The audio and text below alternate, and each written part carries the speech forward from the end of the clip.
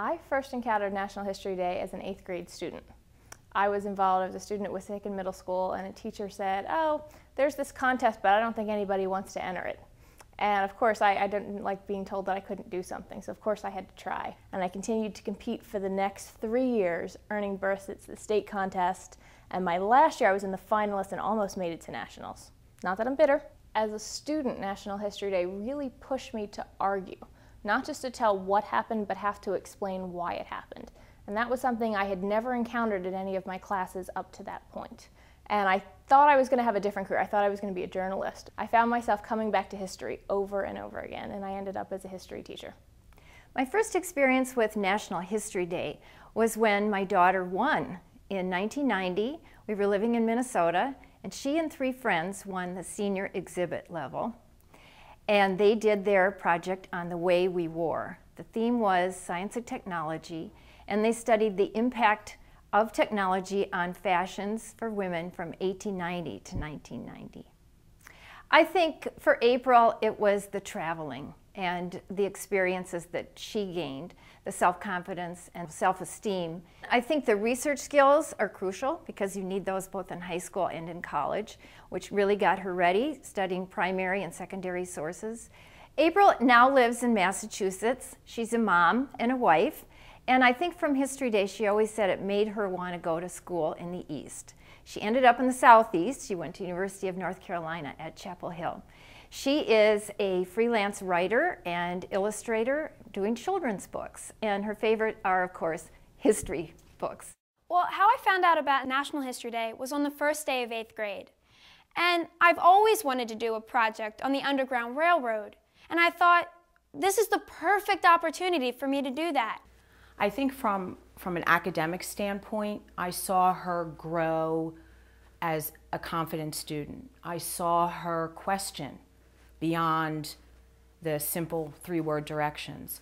I saw her nurture a passion beyond the basic requirements. Well, at the state competition, there was a lot that had to go into it. My goal was to make it into the runoffs the next day. This medal represents 2nd place, and for me, it represents that I made it. I was proud of her placing, but I was more proud of the effort and the commitment that she developed to authenticity, accuracy, and excellence. Research is not picking out a fact from a book. It's really going in depth and surrounding yourself with the stories and with the information of what really happened.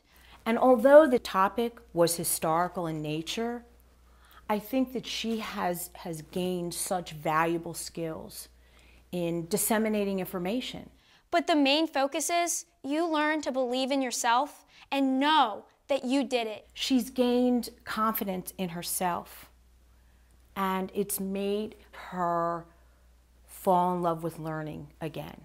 These skills, from a parent's perspective, will take her not only through high school, but through college, because you always need to investigate, to do research properly. No matter what you place, or no matter if you make it to states or nationals, the main feeling and the main goal that is fulfilled is that you did it. In history, what we're trying to do is teach students how to read and write critically. This is every program that's out there. Anything that they're asking students to do, whatever model a district adopts, History Day fits in. We're asking students to read sources, analyze the sources. We're asking students to produce written work. Sometimes that written work ends up as the script of a documentary or performance. Sometimes it ends up as a paper. Sometimes they have the challenge to create a very limited written work accompanied by visuals for an exhibit. No matter what project the student chooses, they learn and improve any skill I could possibly want them to learn. The #1 response that I get from students, particularly in college, is that they had a huge leg up on their peers in terms of research and writing. A lot of students will tell me, I've been on the college level databases, I know how to search, I know how to filter, I understand perspective and can look at a source and decide whether it's going to help me or not. I don't waste my time with books that aren't helping me or aren't going to support my thesis. And that's the #1 thing that my students will say that benefits them because of History Day.